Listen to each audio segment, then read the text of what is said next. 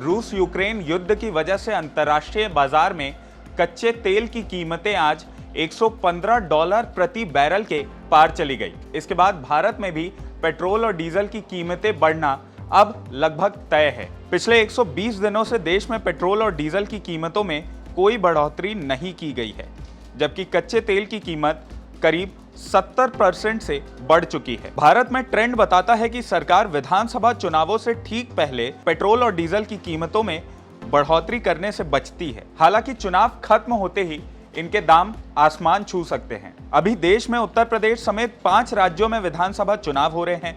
इसके नतीजे 10 मार्च को आएंगे। इसी वजह से अगले हफ्ते से दाम बढ़ने के अनुमान लगाए जा रहे हैं। एनालिसिस में यह भी कहा जा रहा है कि पेट्रोल और डीजल के दामों में बढ़ोतरी एक बार में ना होकर रोज थोड़ी थोड़ी होगी। अंतर्राष्ट्रीय बाजार में कच्चे तेल की कीमत $115 प्रति बैरल को पार कर गई है।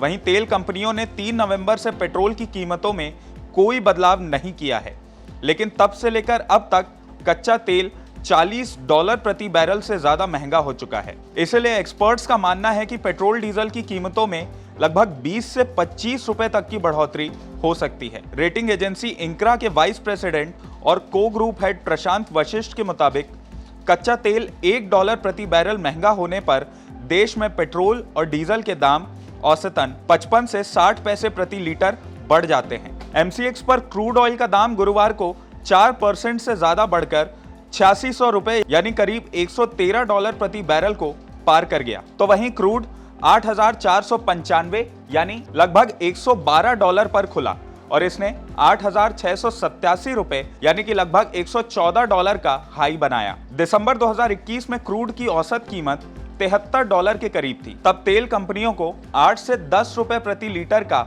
एक्स्ट्रा मुनाफा हो रहा था। कच्चे तेल के दाम बढ़ने से पब्लिक सेक्टर की तेल कंपनियों जैसे Indian oil corporation, Bharat petroleum और हिंदुस्तान पेट्रोलियम को पेट्रोल डीजल पर 5 से 6 रुपए प्रति लीटर का घाटा उठाना पड़ रहा है। क्रूड के दाम लगातार बढ़ने से कंपनियों का घाटा भी लगातार बढ़ रहा है। एक्सपर्ट क्रूड ऑयल के $150 तक पहुंचने का अनुमान लगा रहे हैं। 24 फरवरी 2022 को रशिया के यूक्रेन पर हमला करते ही दुनिया भर के शेयर मार्केट धाराशायी हो गए, सोने के दाम बढ़ गए, तो वहीं crude oil record high level पर पहुंच गया। रूस ऑयल और नेचुरल गैस का बड़ा उत्पादक है। बीपी स्टैटिस्टिकल रिव्यू के अनुसार 2020 में रूस क्रूड ऑयल और नेचुरल गैस कंडेंसेट के उत्पादन के मामले में दूसरे नंबर पे था। इस दौरान रूस ने हर दिन लगभग 10.1 मिलियन बैरल का उत्पादन किया। रूस इसमें से आधे तेल का इस्तेमाल अपनी जरूरतों को पूरी करने के लिए करता है और हर दिन लगभग 50 लाख से 60 लाख बैरल एक्सपोर्ट करता है। यूक्रेन पर आक्रमण की वजह से रूस पर कई पाबंदियां लगाई गई हैं। इससे क्रूड की सप्लाई प्रभावित हो सकती है।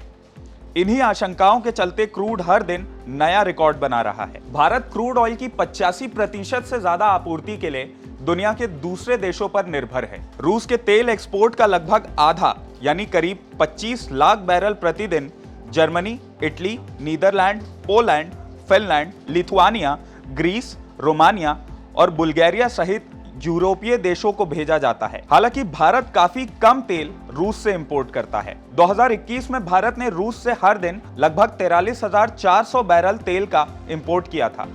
ये भारत के तेल इंपोर्ट का सिर्फ 1% है।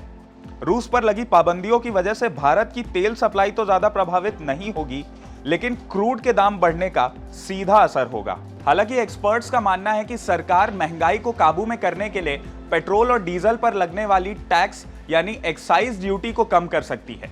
केंद्र सरकार ने कोरोना की पहली लहर में 2 बार में पेट्रोल डीजल पर लगने वाली एक्साइज ड्यूटी में 15 रुपए प्रति लीटर की बढ़ोतरी की थी। हालांकि इसके बाद 3 नवंबर को पेट्रोल पर 5 और डीजल पर 10 रुपए प्रति लीटर एक्साइज ड्यूटी की कटौती की गई थी।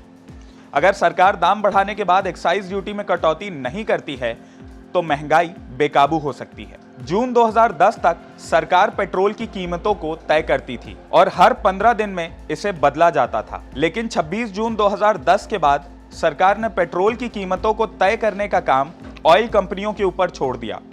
इसी तरह अक्टूबर 2014 तक डीजल की कीमत भी सरकार तय करती थी, लेकिन 19 अक्टूबर 2014 से सरकार ने यह काम भी ऑयल कंपनियों को सौंप दिया। अभी ऑयल कंपनियां अंतर्राष्ट्रीय मार्केट में कच्चे तेल की कीमत, exchange rate, tax, petrol diesel के ट्रांसपोर्टेशन का खर्च और बाकी कई चीजों को ध्यान में रखते हुए रोजाना पेट्रोल और डीजल की कीमतें तय करती है और इसीलिए ये रेट रोज बदले जाते हैं। ऐसे में सरकार टैक्स कम करने के अलावा क्या तेल की कीमतों को काबू में करने के लिए और कोई उपाय कर सकती है? अगर आपके पास इसके रिगार्ड में कोई आइडिया है तो हमें कमेंट करके जरूर बताएं। अगर आपको ये वीडियो पसंद आया हो तो इसे लाइक और शेयर करना ना भूलें और IBC 24 के YouTube चैनल खबर विभाग को जरूर सब्सक्राइब करें। नमस्कार।